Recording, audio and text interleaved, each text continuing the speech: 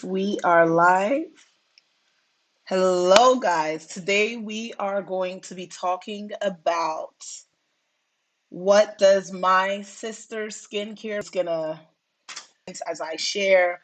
Also, I am gonna be sharing this live right now. So, for those of you guys who are just hopping on, yes, we are gonna be talking about what does your. I am really excited for the conversation that we're gonna be having today, guys, because because the gems that I have for you from this realization today, oh my gosh.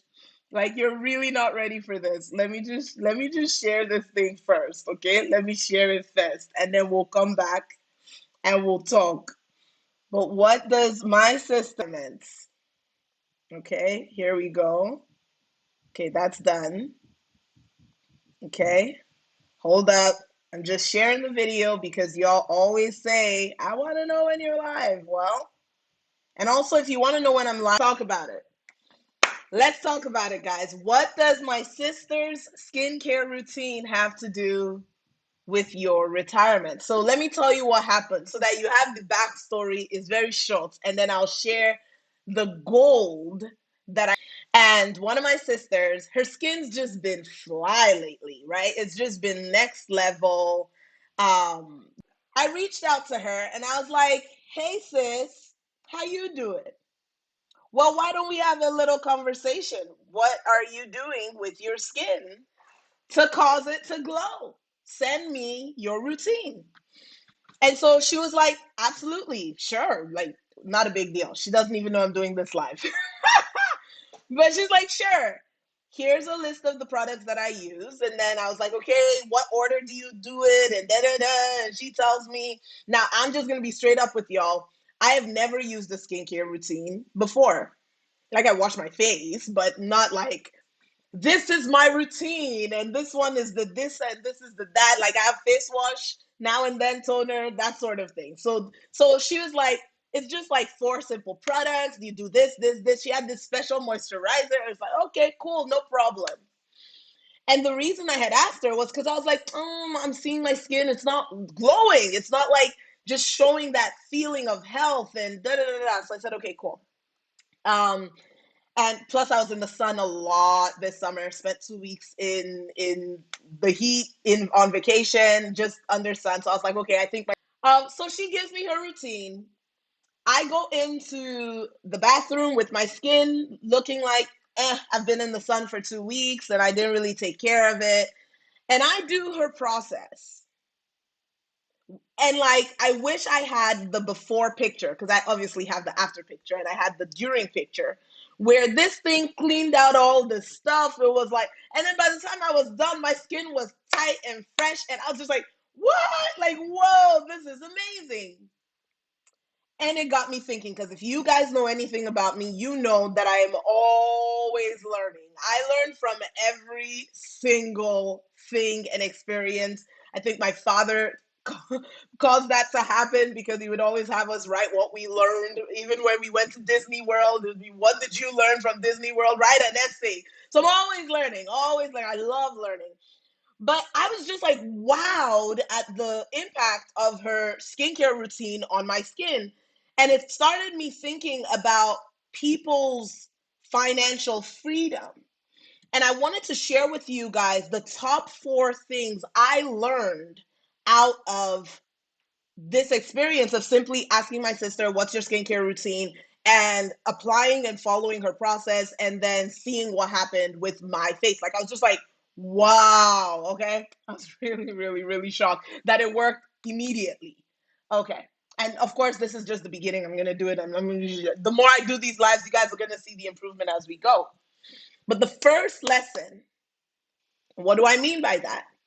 I mean the way you think things are done or the way you've always done it, we will always think it's the best way to do it. You just naturally think, well, this is how it's always been done, so I guess this is how it is. I just wash my face, and so that's just what it is. I just work and pay my bills, and work and pay my bills, so I guess that's just what it is. I put away the $50 a month, or oh no, I put away $500 a month. Like it's like whatever your process is, you think This is the way that it always is. This is the best way to do it. Is just how it's done. But the truth is, you don't know if there is a better way to accomplish the very goals that you're setting without getting help. Like, you don't know what you don't know. So you will think, oh, my way is working. And thankfully, for some of you guys, you've been able to get honest enough with yourself when you see the results, aka how much you have in your retirement account, or how much you have in your savings, or how much you have extra at the end of the month. So for some of you, you have tangible clues that your process isn't working. Like for me, the tangible clue that my process wasn't working was the fact that my skin was no longer looking as like tight as it normally did, and it was looking a little bit flaky here and there, and I'm like, oh my gosh, it's the sun. Okay, cool. But that isn't the suffering. That's a point of reference. It's a point to say, hey, something's not right here, and there's something that you're doing that isn't working. So you want to ask yourself, first question, are there clues in my life that are trying to show me that there is a part of my financial freedom process, my financial planning, that isn't working? Am I actually seeing the results of what I want? Am I actually living in the satisfaction that I am making money work for me instead of me always having to work for money? So that's the first piece, is you have to be humble enough to acknowledge there's a better way, and I don't know what I don't know. But here's the second lesson that I learned from this short thing, is what comes naturally is not always the best method. So for example, just because for me, I thought like just best way to how things should be done. There are some people who have done the work, who have done research, who have spent time, who have invested money. And I thank God for that, because she's tried all the different products. She's gone through the ringer. She's put this on her skin and that on it. That one didn't work and this one didn't work. And then this happened. This one product was really good when it was combined with this. And then this one product was so there are people who have actually invested, feel stuck around. And you need to be able to understand that and remember that. And like, I think about the processes that we've gone through. Like, we were in so much suffering, and many of you guys know my story. We started off not having any food. So today we've probably invested over $200,000 now. Like, that to me before, back then, was not even a comprehensible number. At this stage of running a multi-million dollar business, we've invested over $200,000 in learning what are the best practices for making money work for someone, whether they're in a career, whether they're in a business, whether they are growing, whether they years. I think we've been doing this for like 8 years, time, energy, thought, mix this. Okay, don't do it this way. No, let's try this. And not even just on ourselves, but doing it with thousands and thousands of people, and then seeing the results come in and going, this is the way. This is the way you do it. And now it's like, okay, it's like clockwork. Come in, here's the process. You do the process, it works. So it's like, if people have invested that time, that energy, that effort into creating the very dream that you are saying that you want, why would you start the process all over from scratch to try to prove something to no one? And often we do that. It's like, oh, I know my sister already figured out the skincare routine, but let me go and do my own thing and research and try and buy. And I've now invested and spent all this time and energy and money in finding things that don't work, to come back to her and say, hey, can you show me how you did yours? Because my skin's getting worse. And so it's like understanding that it takes wisdom to go to the people who have actually spent that time learning what you may not have even just had the capacity to learn. That's how I learned. I learned this stuff by investing time and sitting with people who have gone before me, who understood the pitfalls that come up when you try to start building wealth, who understand that life doesn't just stop when you start trying to build wealth. In fact, it's like God's like, how serious are you about what you're saying that you want? Because challenges start coming in, and it's like you need to walk and know somebody who's going to be able to teach you how to hold muscle in the face of those challenges. So that's the lesson number two. Here's the third lesson. Let me remember. Okay, hold up. Oh my gosh. This one is the real one. This is the real one. Okay, let me just say what the lesson is and then I'll say what I'm thinking of.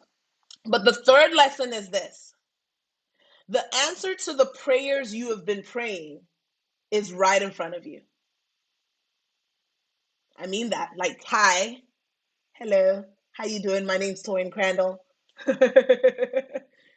You have information that I need to learn. You don't get those answers. Let me tell you guys, when we were starting our wealth building journey, we were starting from ground zero, like zero, zero, zero, zero. No money, no, we didn't even have credit cards to our name, like just ground zero. And one of the questions me and my husband asked ourselves back then was like, we didn't of think that this is not even supposed to be part of the conversation. So we're talking to each other and we're like, who can we talk to and find, because this was someone who was doing extremely well and not trying to show it off and have the most expensive car. Trust me, a lot of the people who you see that are showing off with wealth are the brokest people you know. I promise you that.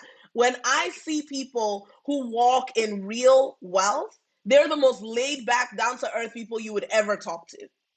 And so there was this person just like that with this person. We should ask that person, change my skin to feel better. I don't all the debt into the mortgage. Only now your mortgage is going to be more. Was put it on your mortgage. More on your house than debt problem was. I'm doing this live. And you're like, one day I'll fix this. One day I'll ask for help. If you are struggling financially, then Facebook seems like maybe you understand this process a little. No food is in front of you, but no goal and the dream. Asking for help is the simplest thing you can do, but it's also the most powerful thing you can do. And making sure that when you do ask for help, you ask meaningful in a way that not burning yourself out. You're not neglecting from now things, skincare, stuck financially. The first thing, but is that health and you've plateaued, then you need to acknowledge help. Go to Toyin with my team, financially stock